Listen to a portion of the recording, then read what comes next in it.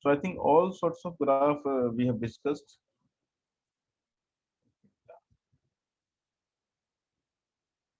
All right.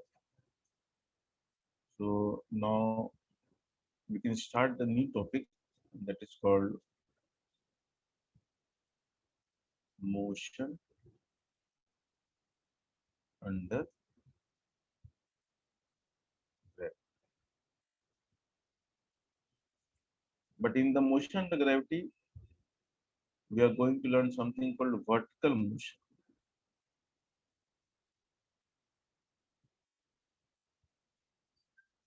Why vertical motion? So we know that gravity always acts vertically downward, and it creates an acceleration equals to g.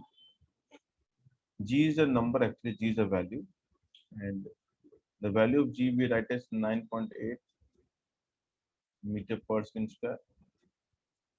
Sometimes for the sake of solving question, we make it 10, but that is something which should be mentioned in the question to use, else you are supposed to use 9.8 only. So if you ask me what is the default value of g, the answer will be 9.8. If some other values are required, they must mention in the question. So we know that the gravitational force will always create an acceleration in the downward direction. So if you throw some object, if the initial velocity of the object is either this way or this way. So if you throw something like this or like this, in the first case, the acceleration will oppose the motion. So this is the case of a retarded motion or retardation. The other case, the gravity will support the motion, which is downward case. So we said says accelerated motion. And because the acceleration and the velocity are parallel, okay, because these two are parallel to each other, parallel means in the same line, so the motion will be one dimensional. Now, motion under gravity also will have two-dimensional motion, in which case, if the velocity vector, initial velocity vector, is not parallel. So if you throw something like this, and gravity will be always there, in such case, the path we call is parabola. So we have discussed that whenever the acceleration and initial velocity are parallel, we have one dimension, and if it is not parallel, then it is called two-dimensional motion. Now, of course, we are going to learn two dimension, but before that, we will finish the one dimension. Okay. So, what are the considerations or assumptions in this particular topic? The first topic, like one dimension. Our assumptions are pretty simple, and the purpose of assumption is to keep the equation simple only. So, let me put the assumptions. The first assumptions, I'll just make it heading assumptions. So in the motion and the gravity, we have very fairly simple assumptions. The first is called the value of g is constant. Now, is g actually constant? The answer is no. G is not a constant value. So as we go away from Earth, g will vary. Now, when we say away from Earth's surface, it means you need to go really far. Now, you may ask, sir, how far? See, even if you go to the Mount Everest from the Earth's surface with highest peak, in such case, the G will vary only on the third place or fourth place of decimal. Now you can imagine that climbing the Mount Everest does not make any significant difference. Therefore, if you just throw a ball which goes to few meters, then assuming that G is a constant is quite okay. So no need to worry about the variation. Although G varies as you go away from the Earth's surface, but the idea is the Earth is so large that even throwing up to a few hundred meters will make no difference in the value of G. So the treatment of G should be like a constant. But you should not carry in your brain that G is a constant. G is indeed a variable, but it is only for the small height or small, you know, distance from the Earth's surface up to which the treatment is constant. So for our chapter, we are going to indeed take G as constant. Okay. So now the second assumption that we should make, and that is called the absence of any sort of resistive forces like air resistance or wind or whatever. So all drag forces are assumed to be absent. So we assume that all drag forces are absent. So drag forces are called the force due to the air resistance, some wind turbulence, and all this.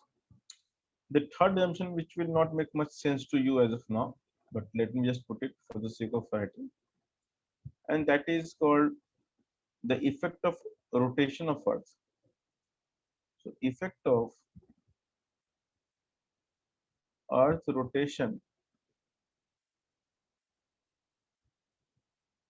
is also ignored. Now, what is effect of Earth rotation? So because of the rotation of Earth, we have something called the Coriolis force. Now, this is something weird. Okay, so you can just search about, you might have studied in geography, Coriolis force. So of course, Coriolis is the name of that guy who discovered this for the first time. And Coriolis force is the force uh, which governs the movement of the wind on Earth's surface.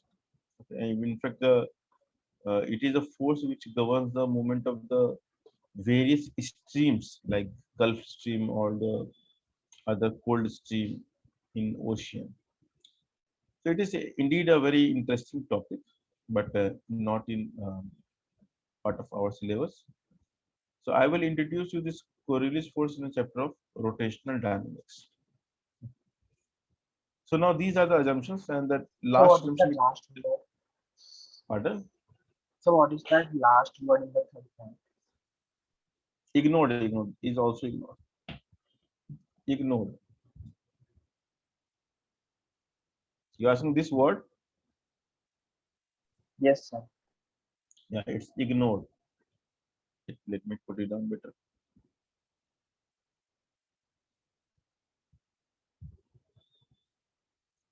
Okay, so these are some valid assumptions, and assumptions will hold true if the object movement is restricted nearby the surface of Earth.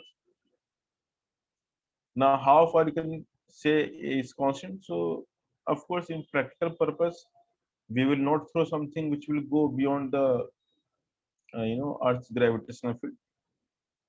Neither you will throw that it will touch the satellite. The idea is you throw very small distance compared to the Earth radius, and for all such purposes, we must take G as constant.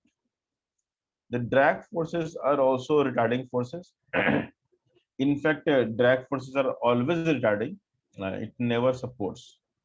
So all sorts of resistance force or resistive forces by virtue of the air or the wind turbulence all should be taken as a resistive forces, and their role is to somewhat retard the motion. Okay. So now these are the things which we are going to ignore from mathematical treatment, but we will also discuss about the effect of air resistance at the end of this lecture. So now, how the equation of motion will look like? So there is no much difference. So, the equation of motion is pretty simple and straightforward.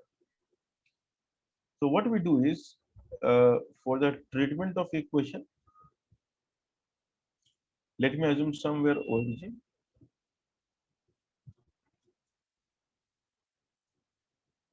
Now, just like the one dimension motion, let's say the object is here. The initial position of the object, let's call it 0 comma y naught, or you can just simply say y naught. So this is the initial height from the reference line. We call it y naught. So y naught means the value of y at t equals to 0. Okay. So indeed, after some time, you may say that the object has come here, and because the object has come here,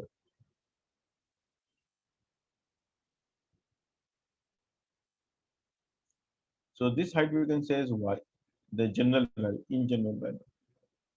So this coordinate we can write as 0 comma y. So the displacement is how much? Can you see the displacement? Y minus y naught. Correct. So the s value, you can replace s by y minus y. So instead of writing s, we will prefer writing y minus y naught. And if you write that way, then things will be really good for you. Okay. Now, if I reverse the direction, let's say if you're going from the top to bottom, imagine you're going from here to here, here to there. Then what will be the displacement?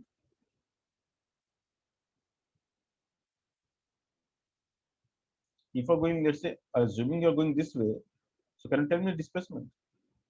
So y naught minus y. Correct. Oh, sorry. So yeah, that's fine. Always we write final minus initial without any doubt. Okay. So now displacement is something that is very much obvious, and one should be very much confident about writing it. So let me give you some practice for this. So imagine if I am throwing from, not from the bottom, rather I'm throwing something from here. Okay, let's say start with one example. If I'm throwing from here actually, and let's say it's going here, let's call it H. So what is the displacement here? How much is S? Sir, H. Correct. Now let's take another example.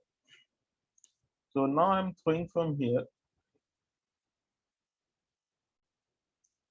It is going up and coming down.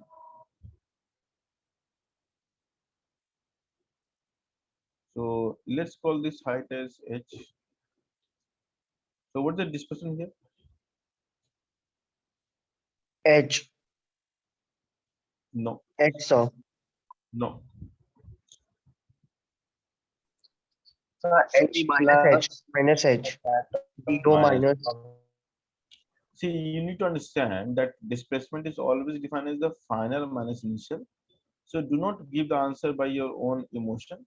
Use the definition.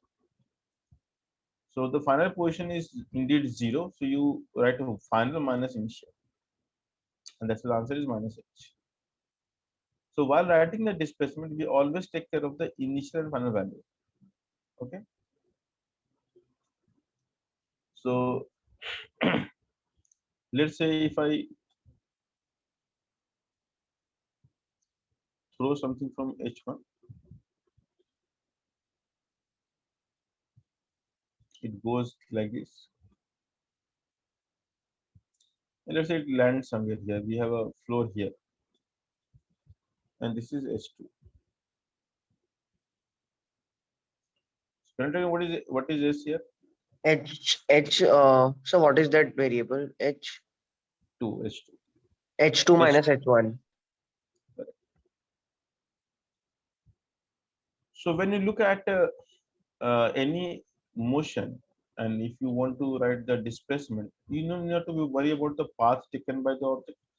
Displacement depends on initial and the final position, and by definition, it is the difference of position vectors. So you must stick to the definition to write the displacement. Okay. So we are not dealing with the distance. We are dealing with the displacement. And displacement is a vector, and vector could be positive or negative.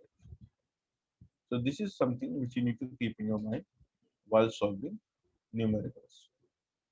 Displacement could be positive or negative as well. It is not restricted to positive numbers. Okay. So now once we know the S formula, then the kinematical equation we can rewrite with subscript y, or you can keep in mind that it's in y. So sometimes we also write as sy. Sy means displacement along y-axis. So sy we can write as y minus y naught. So you can write as sy, and because we are taking g as constant, so as per the coordinate system that we have taken, what is the acceleration along y-axis? G. G is the value, but is it along y-axis or is it along minus y-axis? Sir, then minus. So it is minus. So we have to write minus G. Or if you are not comfortable with this thinking, you can write as A vector equals to minus G j cap, right? So because it's one dimension, so we remove the j cap and we just keep the negative sign, and we understand it's going downward. So the idea is acceleration. We just write with minus G. Y means upward, and you're writing. You are, in fact, you're asking this question that what is the value of acceleration in the y direction? The answer is the acceleration in the downward direction. So it's minus G. So sign convention is very, very important, not to get confused. Although with practice, you will realize that sign convention having no role to play, you can do it by common sense. What is common sense? Understanding the fact that the u and acceleration are in the same direction, support the motion, opposite direction, opposes the motion. That's simple idea. So the if you we go by the complete sign convention, then we should write like this: ay equals to minus z. Okay.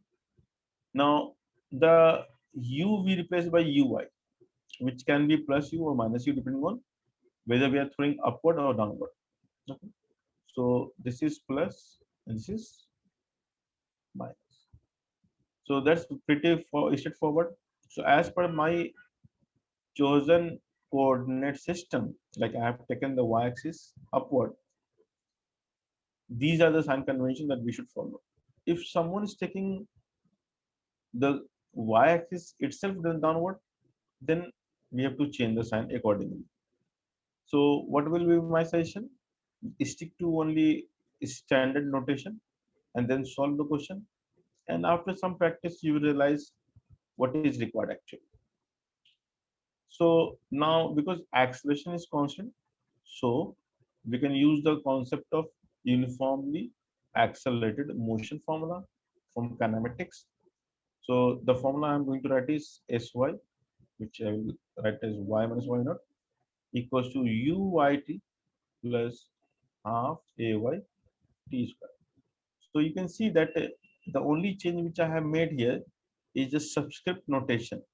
Now this subscript notation is really good. It helps in identifying what we are writing. And always remember, when you solve kinematics, then displacement, acceleration, velocity, all should be treated as vectors in one dimension. The vectors we drop the arrow sign in one dimension. We take care of direction with the help of positive and negative sign. So because the direction we keep as a binary, and therefore we have only two possibilities, and so one possibility we call it positive and the other negative. Now which one is positive and which one is negative, it is up to you. If you choose up as positive, then down must be negative. If you choose down as positive, up must be negative. So there is no restriction on the assumption. You can start with either assumption. So feel free to use the assumption, and you're not bothered about the direction. So whether it is up or down, just stick to it throughout the solution of the problem. Do not change the sign convention in between. So if you start one problem with assumption that up is positive, continue till you get the last answer. If you start with the problem with downward positive, continue till you get the last answer. In other problem, you can change the convention, but in one problem, you should be maintaining the uniformity of assumption throughout the solution. Many times it is found that many students start switching to the convention while solving the same problem. So this mistake should not be committed. Next formula we write as V equals to, okay, I should have written this first in fact. Okay, let's do this.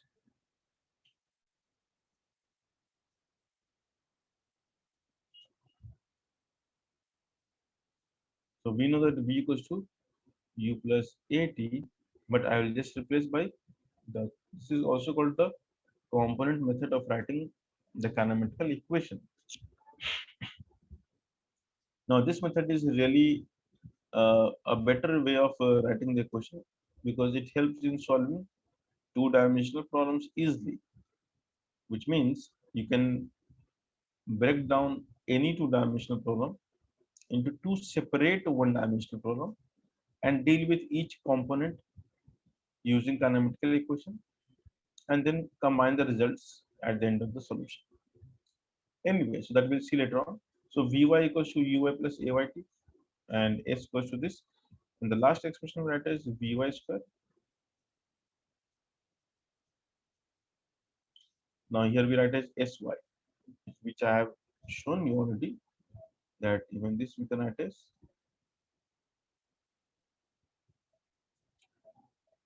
So now if we switch to this method of writing, then all equation will look very simple to you in terms of solving. Now this is some extra practice like switching to this mode of writing. Maybe it is weird for you guys in the beginning, but trust me, if you do so, then your future will be quite bright. Okay, it means it will be very easy for you to deal with the problems without any ambiguity. So the ambiguity must not arise. So now time has come to do some problems. So we'll start with something very fairly simple question. Now the first question I will take is,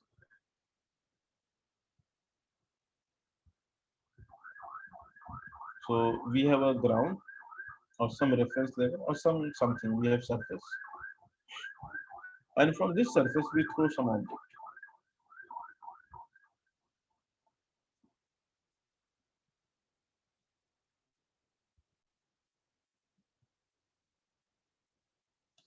So from this surface we throw some object with some initial. Of course, if you throw, then you have to give some velocity. So this is the initial velocity I have imparted to the object.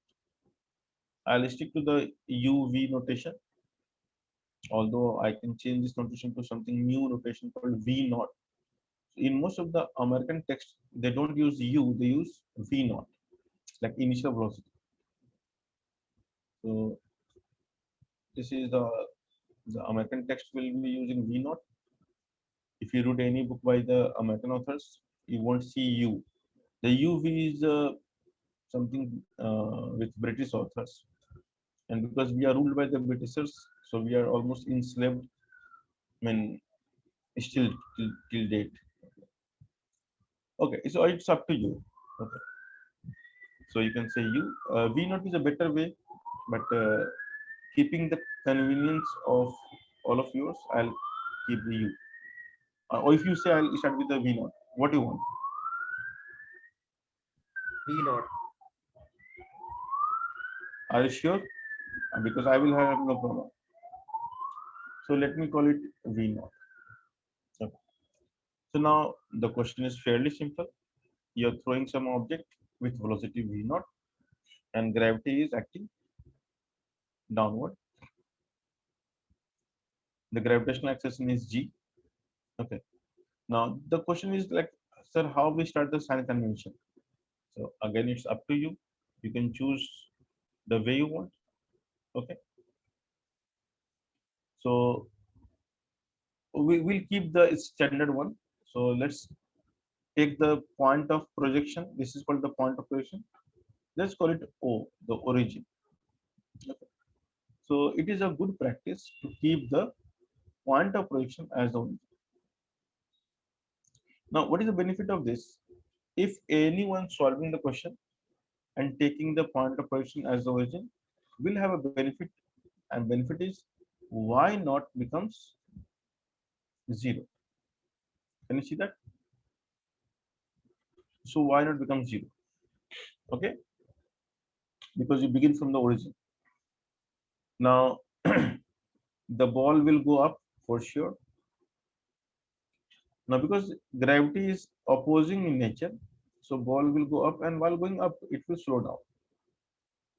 So eventually it will come to rest somewhere. So eventually it will come to rest. So at the point of rest, we call this is a maximum height. So what is maximum height?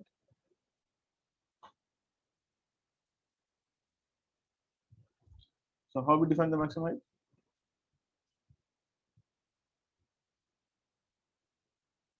The formula. Yeah. So what is the maximum height? Okay, we should ignore the dimension of object. So let's say this Sir, is V maximum. naught T No, no, I'm minus. saying what is the maximum height? The definition. Definition of maximum height.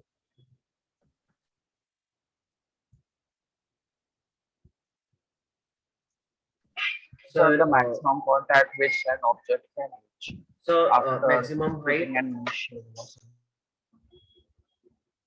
Yeah. So how we can? What is maximum height by definition? So when you reach at the maximum height, your velocity at that instant will be 0. 0 in the y direction. Like height means the maximum height is determined by the fact that the vertical component of velocity is 0. Vertical component of velocity is 0. So the definition goes like this.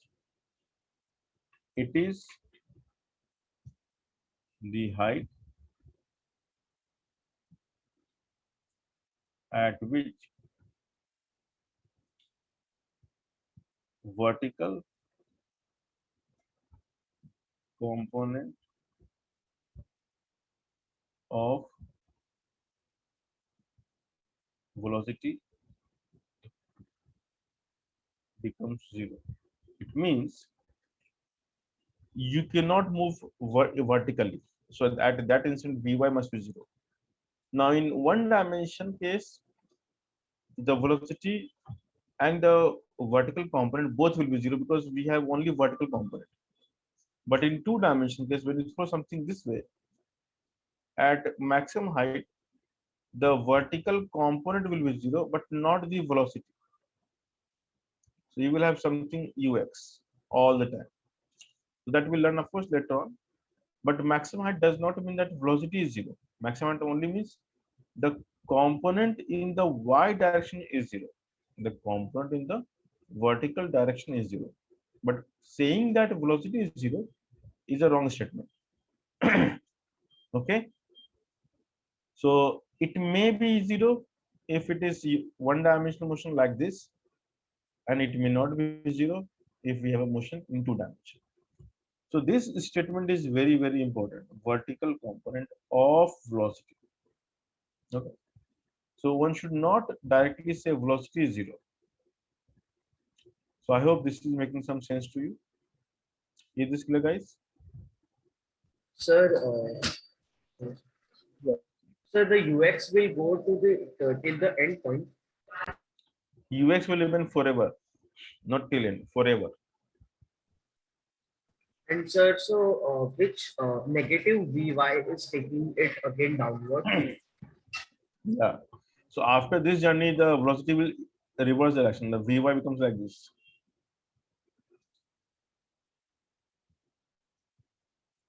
So first the Vy will decrease, become 0, and then again the Vy will increase in the reverse direction. But throughout the journey, the So it Ux would remains be same. negative Vy, no? Yeah, negative. Like Vy will be negative. Vy is a symbol. So Vy means some value, and that value will be negative. Okay. So Vy is a like symbolic notation of velocity in the y direction. And how much is that? So some negative value.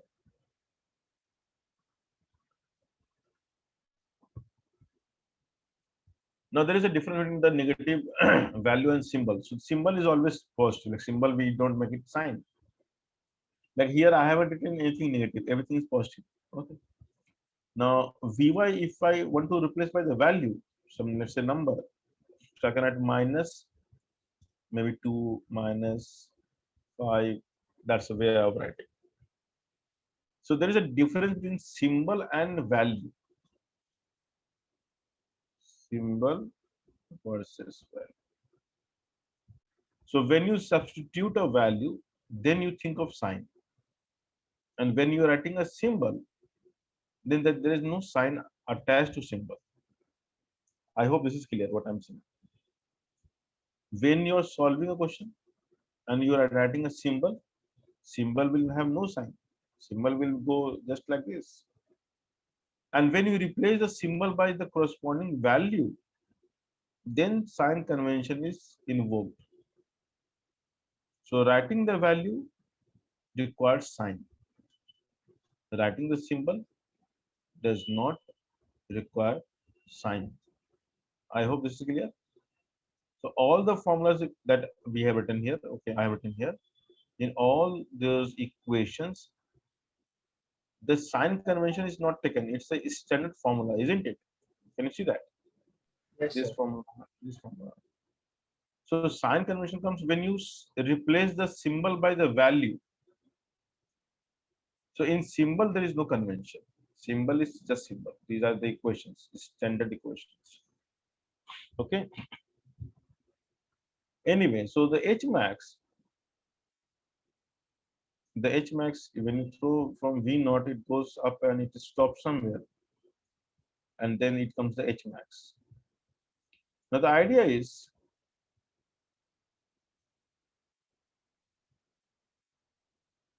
the definition we have ready with us, how to find the H max. So we know the information for H max, we know one thing that Vy is 0. Now, which of the following kinematical equation, which we have three actually, one, which of the following kinematical equation can give you the H max given that Vy is 0? Sir, it is like in first diagram. In the first diagram. Okay, go ahead. So can Sir, it repeat will the be question? given by sir, it will be given by v square. Vy square is going to be y square plus 2ay. Yeah, Correct. 2ay square. So let's apply the third kinematical equation and try to solve this question. Now the equation is always positive, like there is nothing sign convention here. First write the formula. Now normally what happens, these formulas we write in the brain only, like we do not write on paper, and that's not required. Now because this is not needed as of now for us. Sir, Yes. sir, we have to take the distance as from the origin or from the Yes. center. No, not distance. You write position vector. So this is your y-axis, right? So let's do one by one. I mean, just think one by one. What is Vy here? Let me put the values of 0. Okay, what is Uy? V What naught is the initial velocity V naught? Okay. What is Ay? G. No, minus G. minus. Sir, you said that in the okay. Sir, but you said that in the variable we don't write that minus sign. Yeah, so we have, see, when we substitute, when we replace ay, then ay must be replaced by minus g, right? Now, y is h max and y not is 0. Now, can you see all these variables like which I have written here?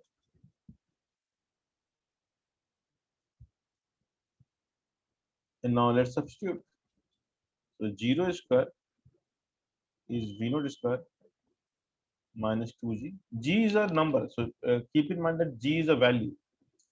So g is not access. G is like some symbolic value. So we write as g vector equals to minus g j cap. Like that's how we write. So g vector is minus g j cap, and g is plain number 9.8. We call 9.8 meter per second square as g.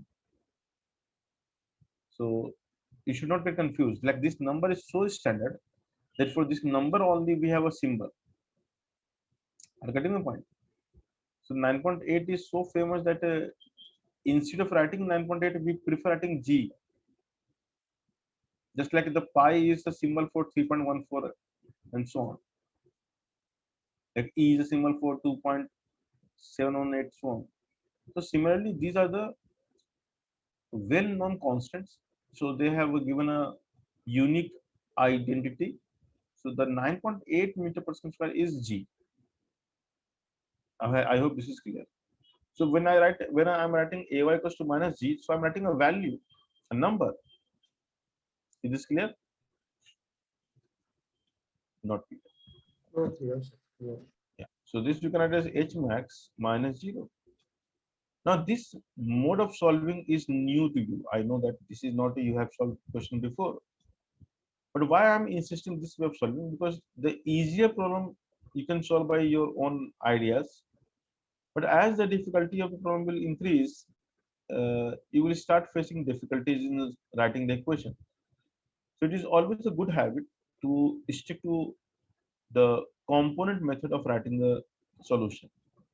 It is very convenient and it always gives the correct answer, no matter what. And so if you solve this, this will be h max. Now this is called a symbolic answer, in which everything is a number. So v naught is the initial velocity. So the v naught square upon 2g is the maximum height that you can attain. Sometimes you can think this is a formula, but I will insist that do not try to mug up any formula. In every problem, you start from here, scratch, and make a habit of solving this way. Okay, with practice, you need not to write all this stuff because this we can do it mentally. And in fact, you need not to write even this formula. But keep in mind that you are using this formula and just start substituting this equation. So we normally with practice we only write this line because we can see everything in our brain. But for beginners, it is advisable that you must write every term and then proceed. Okay. Sir, Yes. sir, in the diagram, sir, the H max will come at the bottom of the that ball which is upward, which is at the Vy is equal to 0. Because sir, if we take it in the center, then No, no, there no, will no. be some See, error. No? just yeah. I mean that's why I mentioned ignore the dimension of object. Ignoring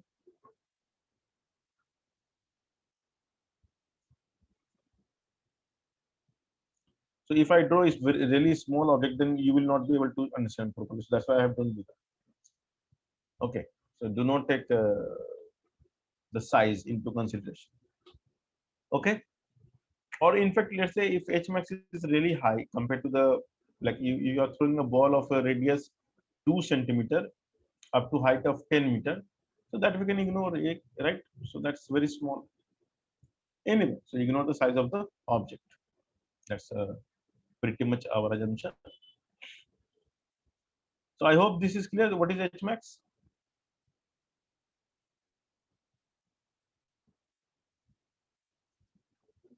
Hello, hello, 1, 2, 3. Is this clear? Yes. I hope. Yes, sir.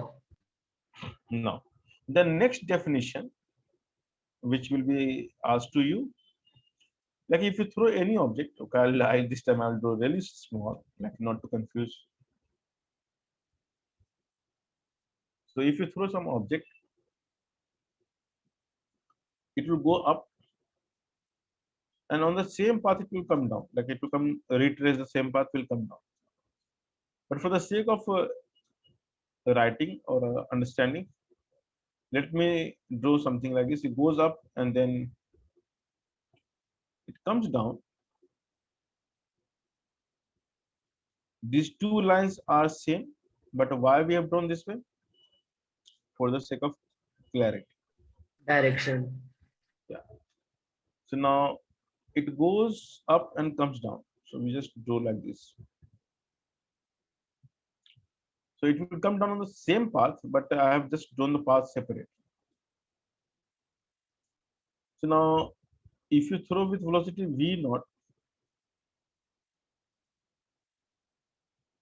so if you throw with velocity v naught, initial velocity, it will go, and we have seen already at maximum height it comes to rest, and then it comes down. Now we are only interested in the motion under gravity, which means the only force the ball should experience is force of gravity. The other force we must discard. Now, what does it mean? Or what it will lead to? Now, this means the motion is only considered when the particle is airborne.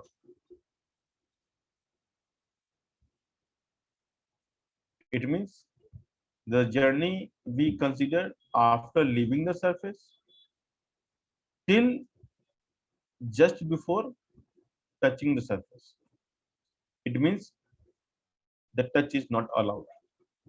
So the journey is from here till here. There is a gap. You can see there is a gap. Gap means it is not in contact with something else. Now, why this gap is important? The answer is we are learning motion under only one force called gravitational force. Now, if it will touch the surface will also exert force, and therefore it will be motion under two force, the gravity and the surface. Now, that is not what we are learning. What we are learning, motion under one force. Which force? Gravitational force. And when gravity will act only when the particle is in air. So it is free from all contact. So when you throw, your hand is the contact surface. So the motion, the gravity starts when the ball actually leaves your hand. As long as the ball is in your hand, it is not under gravity. So once your hand will release the ball, then the motion, the gravity will start and will continue. And the moment before it is being caught, it is under gravity. So the moment you catch, okay, it's again touching the surface. So that part will not consider. So now what we are interested in, that you throw some object, it goes up, comes down, and when it comes to the same level, like just before touching the surface, the velocity will be exactly same in value and opposite in direction. So in motion under gravity, the velocity at the same level remains exactly same in value, direction exactly opposite. So now what we are calling is called what we are considering now going to calculate is called time of flight. And the time of flight comes with some definition. So what is the definition? So it is a time for which particle remains airborne. So free from all contact forces.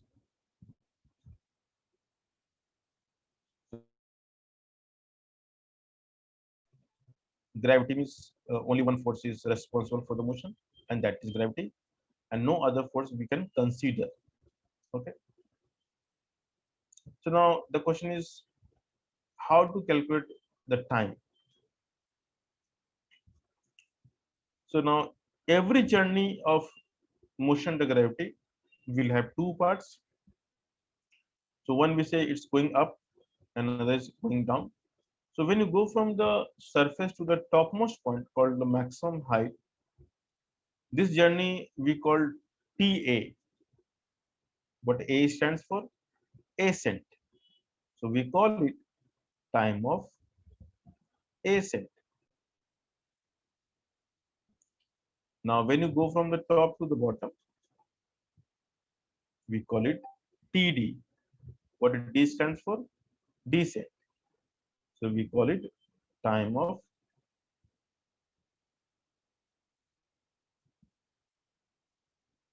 and if you add both of them, what you get is called time of flight. So what is time of flight? In this particular case, I'm saying there is a word I am using particular. The time of flight, in this case, we can say TA plus TD. Okay. Now the question is, in how many ways we can calculate the time of flight? In this particular case, we have pretty large number of ways in which we can do. So let me show you by some of the methods. So let's call method 1. In this method, we can use the displacement method. Let's call it displacement method. So we can see something. Every journey will have initial position and the final position. And because every journey will have initial and final position, therefore finding the displacement is not a difficult task. Now this is the method that we use most commonly, and we should be comfortable in using this method. So what it says, can you see the displacement for the journey? So here, to start solving this question, let's consider the y-axis upward and the point of position as the origin. So now tell me, what is your initial position and what is your final position for the journey? What is y naught? 0. What is y?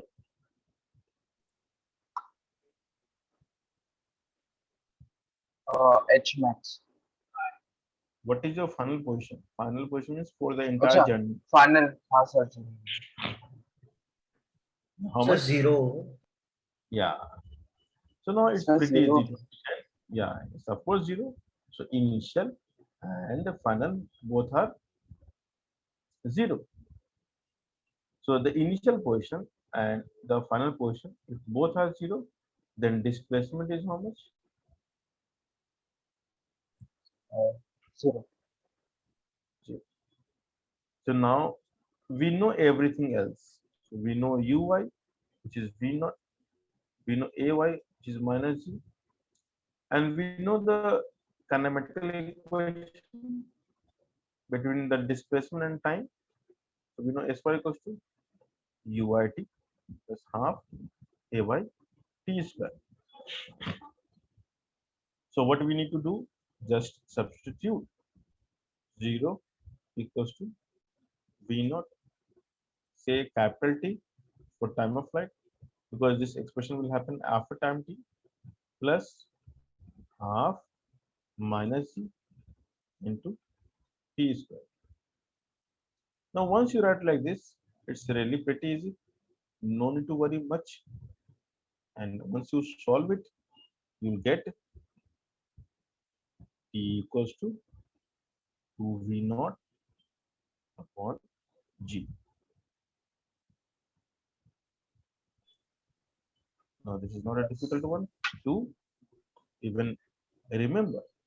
Now Sir, it's are t the square. formula? No, it's t. One of the t will cancel out. So if you rearrange the t here Oh, and t here, so one t will cancel out. Basically, you will get the two answers when the sy is 0, one t equals to 0, and another t equals to 2v naught by g. Of course, the first answer cannot be the answer, the second will be the answer.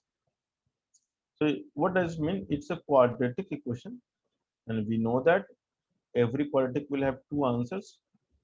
Here, the two answers refers to for what value of t the sy is 0.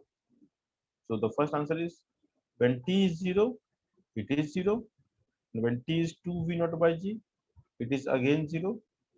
And because it is 0 for the 0 and 2v naught by g, so we can say the time of flight must be 2v naught by g, right?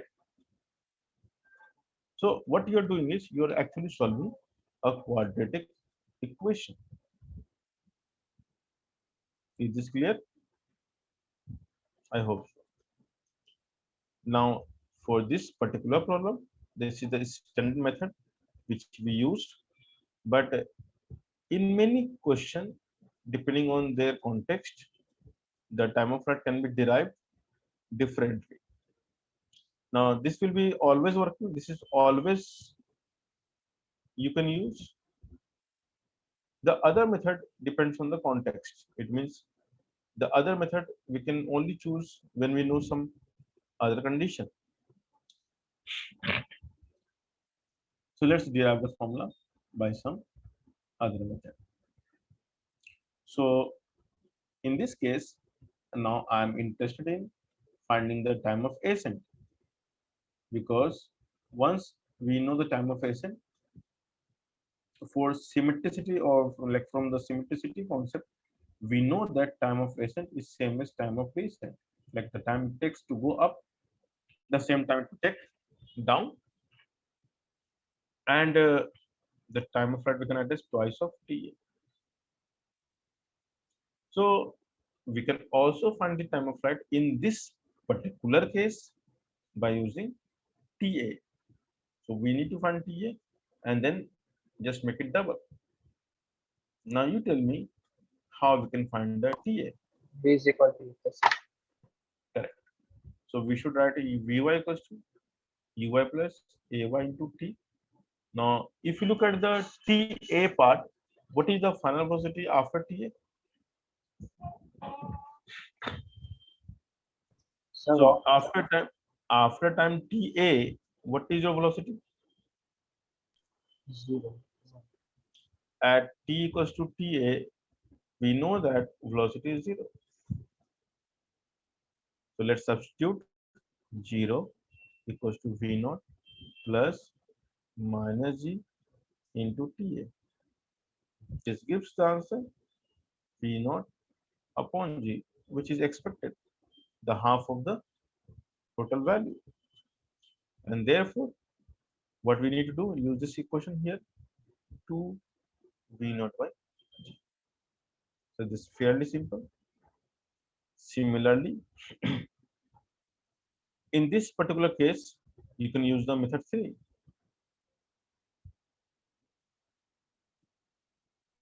So what is this method? It's fairly simple.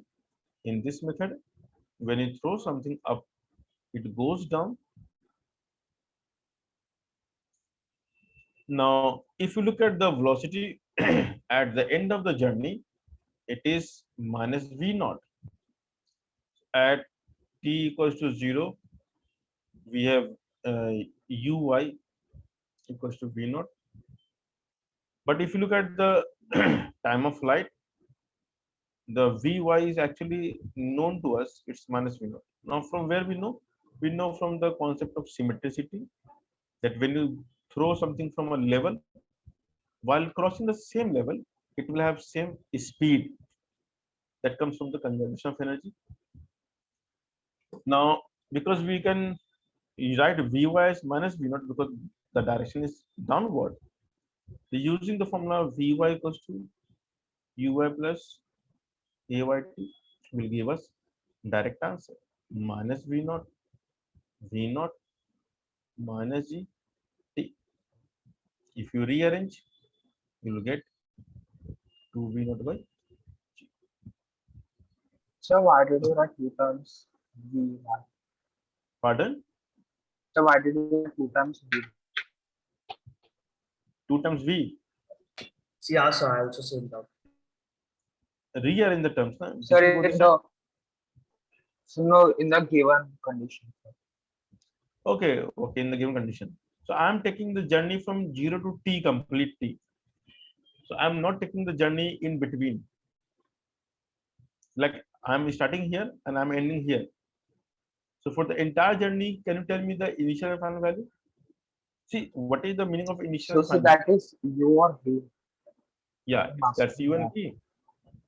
So the U and V always we decide based on the duration we are considering. In the method 2, the duration we consider is TA. In method 3, what is the duration? So the duration is capital T. It is not small t. So based on the assumption, we have to substitute the values. I hope So, this makes sense. Yes. so in method 2, why did we take TA equals to TD? Okay. Again, this arises from the concept of symmetricity because it is symmetric. Therefore, the time it will take to go from bottom to the maximum height and the time it will take to go from top to the bottom must be equal. Why this so? Because we have same acceleration. Is Yeah, this clear? sir, understood. Yeah. Yeah. So this is all governing from the notion of symmetricity. So you can always invoke this mathematical construct called symmetricity. Symmetricity itself is a science. So the more you understand about it, you realize that it is a part of scientific thinking. So you can also develop your scientific thinking about symmetricity. So when things are symmetrical in behavior, like it is going up and coming down to the same level, so the upward journey and downward journey are symmetrical because nothing has changed in between, right? So in the upward journey or downward journey, the acceleration was constant. It is always constant. I hope this is clear to you. Okay. So let me show you something more. Okay, so just to mention one like important notice for today. Today I won't be taking the lecture long because I have some commitment actually. So I do not want it to cancel the lecture. So I'll continue the lecture till 9:30, and at 9:30 I will end the lecture. So I have to go some like a appointment is there. Sir, So yes, sir, the last time there was no lecture, no? no, last time was the lecture. Sir, matlab the day before yesterday. Oh no. Yesterday was no lecture. The day before yesterday there was a lecture. So we had a lecture on Tuesday, I think. Yeah, sir. So only three of us were there. Yes. So Tuesday was the lecture. Then today is the lecture. Then tomorrow and day after tomorrow is the lecture. Sir, so that Tuesday can you send that the whiteboard? I think I have shared on the group, isn't it? If not, then I'll share for sure. So Tuesday, and then today is Thursday, then Friday, then Saturday. So we have lectures on these 4 days. Okay. All right. So let's go to the next concept. Now, for if you talk about this main particular case, we have pretty good two particular problems. But can we solve some more problems? The answer is yes. So let me show you something very interesting.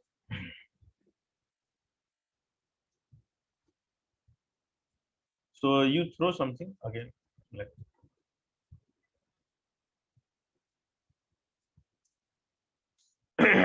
sorry. You can take it here also. That's fine.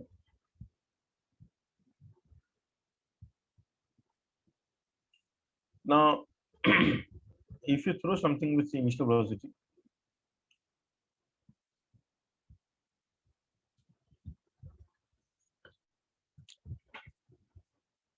it goes up. Sorry, it goes up and then sorry, it comes down, right?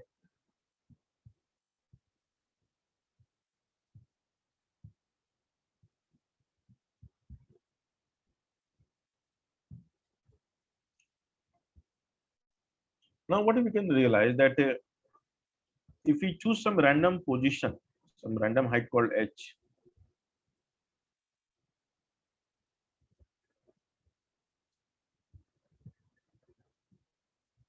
so if I choose some random position from the origin, let's call it h.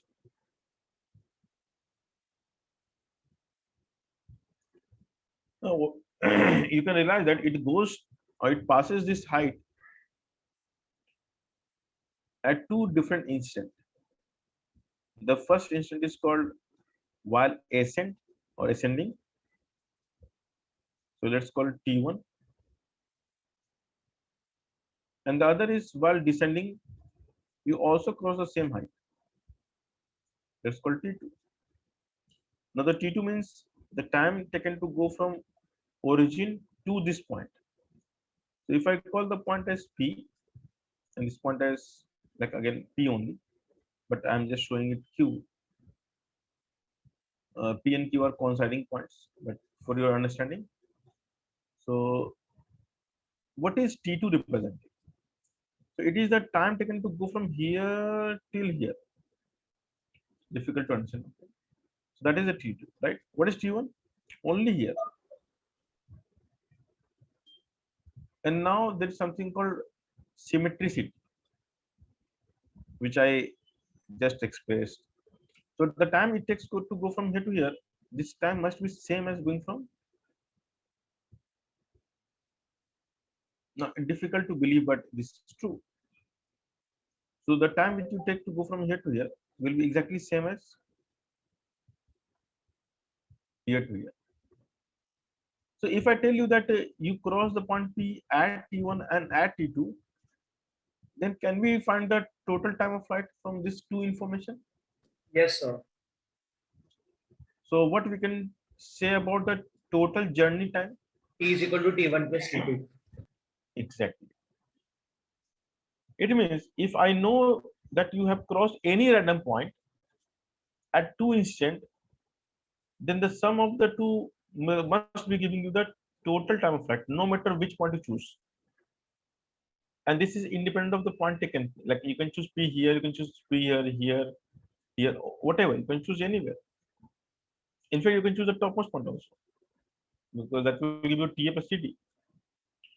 The answer is for any vertical motion, if we know the time at which the projectile crosses some random height, then we can add the time to get the total time of flight. Now, this is by the common sense. Now, can we do it mathematically? The answer is yes, we can do it mathematically. So let's do it mathematically. So now comes the concept of random height. So what we do is let's call y not is 0 in this case. Let's call y equals to h, some random height. And for this random height, let's try to find the time of flight. So we can write the formula for displacement versus time sy equals to uyt plus half ayt square. Now what is sy? Sy we can write as y minus y naught uyt plus half ayt square. Now the question is, what is y here? A random value minus 0 v naught t plus 1 by 2 minus g t square. Now the T is actually a quadratic equation. So you can see there are two terms, T square and T, and therefore this creates a quadratic formula. Can be rearranged to get a quadratic form in a better way. So let me simplify this. V naught T minus GT square by 2. Now I will multiply by 2 from both the sides. So we can get 2H equals to 2V naught into T minus GT square. So we can rewrite as GT square minus 2V naught T plus 2H equals to 0. The moment you convert this way, it is a perfect quadratic equation. And now once we have the quadratic equation, then it will have how many solution? Tell me. 2. 2. It means this H which you chose randomly can be achieved at two different values of T. Let's call it T1 and T2. So we can say T1 and T2 are roots of quadratic.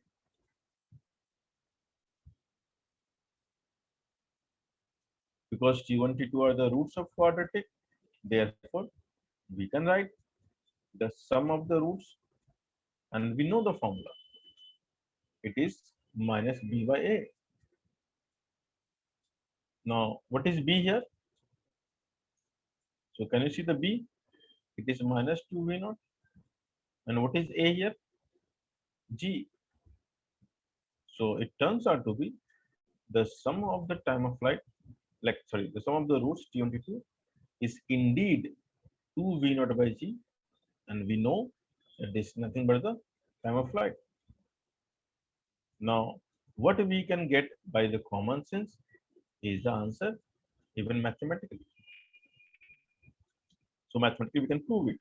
It is not very difficult. Now we can actually go one step further, and there is a very interesting formula that we can derive. And what is that formula?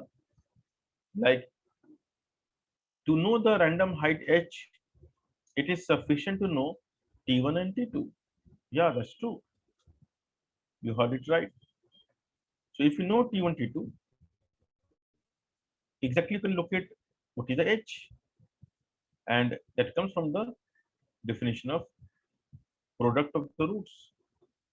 Now, what is the product of the roots of a quadratic? C by A. C by. Now, what is C here? 2H. What is A here? G. You can see that if you give me T1, T2, I can exactly give you the random height taken. Now, for H max, the T1, T2 must be replaced by time of ascent and time of descent, isn't it? So the T1 will be, sorry. So for the max height, you cross that point only once, that is TA. So the T1, T2 will be same, isn't it? Yes. Maximum height never happens twice, it happens only once, and that is TA, So it right? will be TA. So the T1, T2 both will be same, both will be same roots. Like what it means quadratically, that the maximum height occurs when the discriminant is 0. Why? Because you cannot have two answers. So there are no two times at which the maximum height will occur. There is only one time. So in fact, from this expression, that's very nice to see that from this quadratic we can actually find the maximum height. So we can say for H max, the discriminant must be 0, which means B square minus 4AC must be 0. And what is B square? It becomes 4V naught square, because B is minus 2V naught. If you square 4 AC, AC is 2H. This is H max now, because H max is this is happening. And now if you solve this, 4 will cancel out. You can see clearly H max turns out to be V naught square by 2G. Is Sir, this clear? Yes. sir, I have doubts. Sir, in the Yeah. doubt where, sorry, in the consideration where T1 and T2 will be the roots of quadratic equation. Yeah. So the T1 and T2 are the same T1 and T2 which are put in the first. Yeah, exactly. See, what is T1? The time at which you were at height h. What is T2? The time at which you were at h. So we are solving a quadratic in which how we started. So we are equating this time equation with h, right? So now we are trying to understand when this value will be equal to h. So this value will be equal to h for two values of t, t1 and t2, isn't it? Which we have seen already here. What is the meaning of quadratic? I hope I have explained sometime. When you equate with something, now this is the time expression. So there is no constant term here. This is only time equation. And I want this expression to be equal to h. So we know that every height can be traversed twice except the maximum height, which occurs only once. So let's call it T1 and T2, the time at which this happens. So the two values of time are nothing but the roots of the equation, which also signifies the fact that you have been crossing the height h twice. So these are same. Difficult to digest at first go, but you need to give some time to it. This is very important question. Sir, at H-max or TA and TD are same. No? Yeah, for H max, TA and TD Sir, will be same. then we Like can T, put that H is yeah, equal to G by 2 TA square. yeah, we can put it. Why not? Why not? So we can actually write H max equals to G by 2 TA whole square. Now, what we expect, what is TA if you remember? TA was V naught by G whole square. And this will give you V naught square by 2G. Same answer. Hello, sir. Yes. Sir, then roots of the equation will be TA, TD or T1, T2. So T1, T2 is the general value. So if you choose some height, you'll get some value of T1, T2. So for every h, there is a different set of values. Okay. So as you change the h, the T1, T2 will change for sure. So for max, T1 and T2 will be TA. Why TA? Because it happens only at TA, right? There are no two values. So we have the repeating roots of quadratic. Okay, what you can do is you can leave this part because this is all about quadratic. So if you have not mastered the quadratic equation, if you have not followed its properties properly, then this will be fairly difficult concept. If you know quadratic and if you have mastery over it, this is fairly easy. So you can keep it just as a notes, and maybe when you uh, learn the quadratic equation, its various properties, you can come back and revise. Maybe next year when you're revising, you'll find it easy. So we don't teach everything so that you can understand everything right now. We teach for the sake that when you revise also, maybe after a few years, no, not few years, after 7 8 months. So by the time you will have the maturity to understand these concepts. Okay, so sometimes we learn going backward. Okay, so we don't learn at the time of learning. So we go back and we see okay, things are really easy. So quadratic is something very interesting. Like you need to explore the world of quadratic and how to play with the quadratic function. The roots, its properties, its interpretations, all are very important. and especially in physics, it plays a vital role. So quadratic functions are very important functions for us, especially in physics. In the, I think, fundamental mathematical tools, I hope the quadratic was introduced to you guys, isn't it? Was it taught to you? I hope so. Yeah, sir, Quadratic. it is taught. Already taught. Yeah. So you can revise those quadratic functions and then try to re-look at the perspective. Like your perspective was just a formula, but in physics, every mathematical entity becomes real. So the difference between the math and physics is math is abstract. Like they do not bring the sense. Physics is real. It brings sense. So can you bring the sense out of the abstraction? Like you write quadratic and you solve blindly. Physics do not solve things blindly. Physics can see things actually. So in physics, every mathematical expression will have some physical interpretation, and that is the core idea behind the physics and maths. So you have no idea, but most of the mathematical definitions has come from the physics. So physics give you the need, like why you need such mathematics. Then mathematician create the language for the fulfillment of the need of physics. So we call mathematics as a language of physics. Okay. So math is something like mathematician think abstractly, physicists will think in a physical perspective, and therefore the math becomes live only when it marries the physics. Okay. So when a math is with a mathematician, it's a dead. It's like a skeleton, and the moment you like bring in physics, it becomes live actually. Okay. That's the difference between the math and physics. Anyway, so we have seen one particular problem. So can we solve only this problem? No, we can solve various other problems. So now we have been throwing things from the bottom and solving.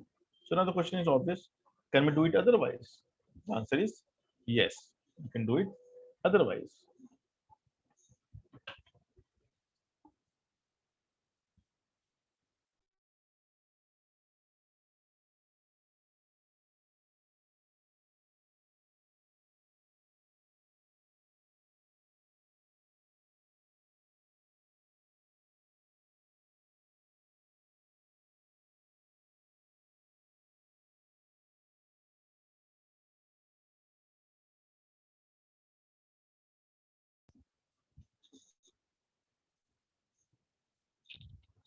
Okay, so let's do some more problem. Now in this problem, it is not necessary that you must throw something from the bottom. You can throw something to the bottom from some height. So this is called the tower problem.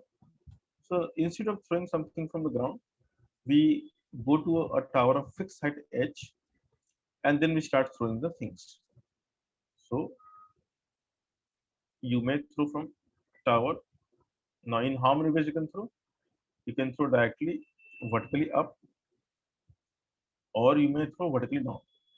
So we'll take the case one by one. So what happens if you throw like this? So it will go up, it will come down,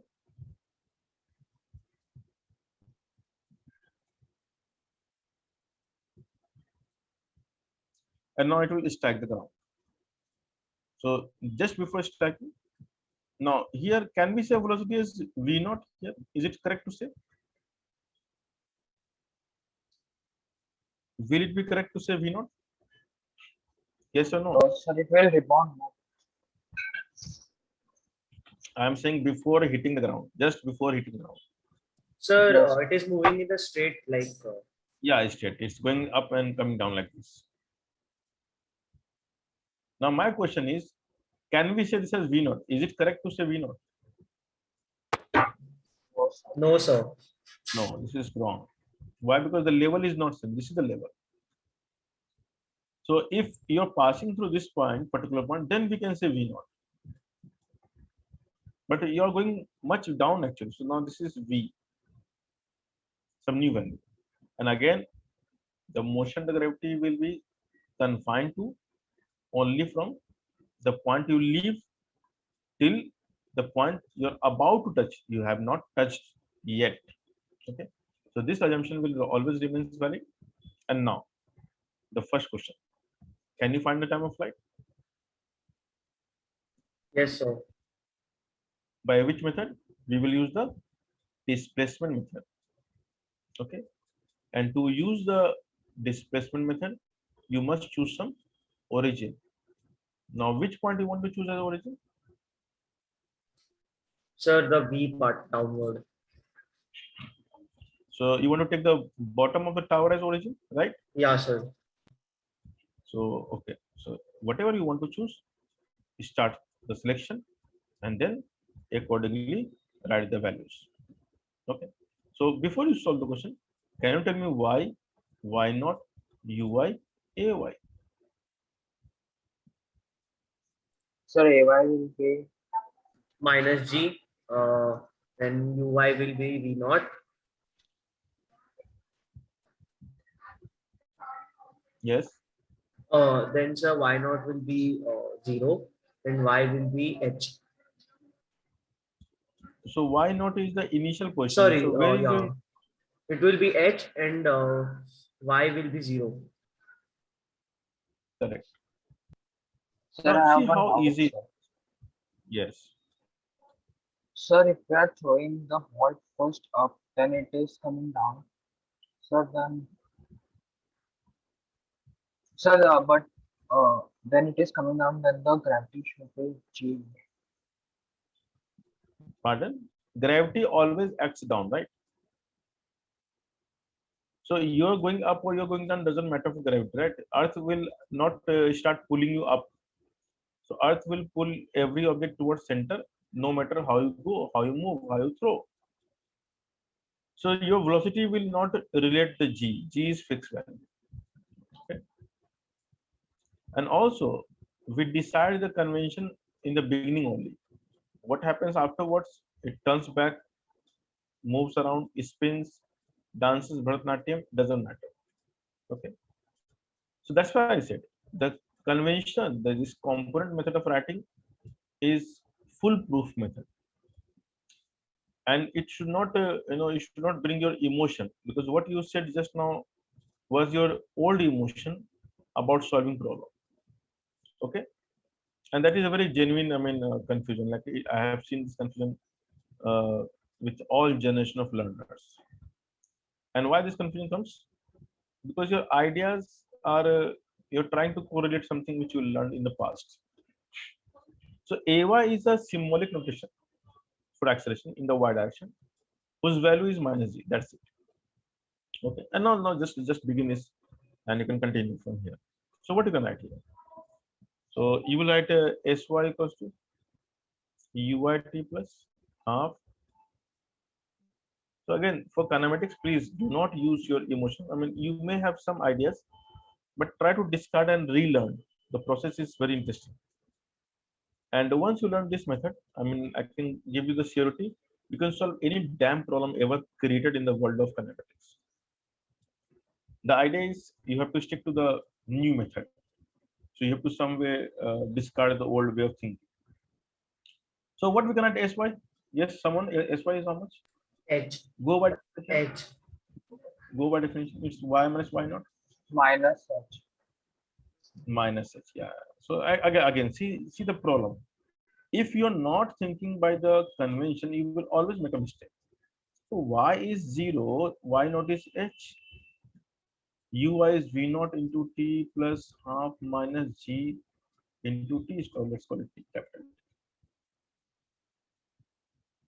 So you won't get a nice expression this time because the H is involved. So you will get a quadratic answer. So eventually it boils down to the fact that this is GT square minus 2V naught T minus 2H equals to 0.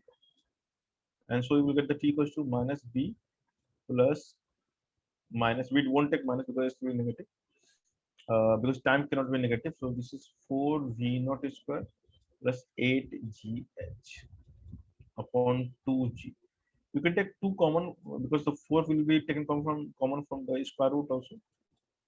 So you can take 2 and this becomes V naught square plus 2GH upon 2G, 2 cancel out, and the T becomes answer V naught plus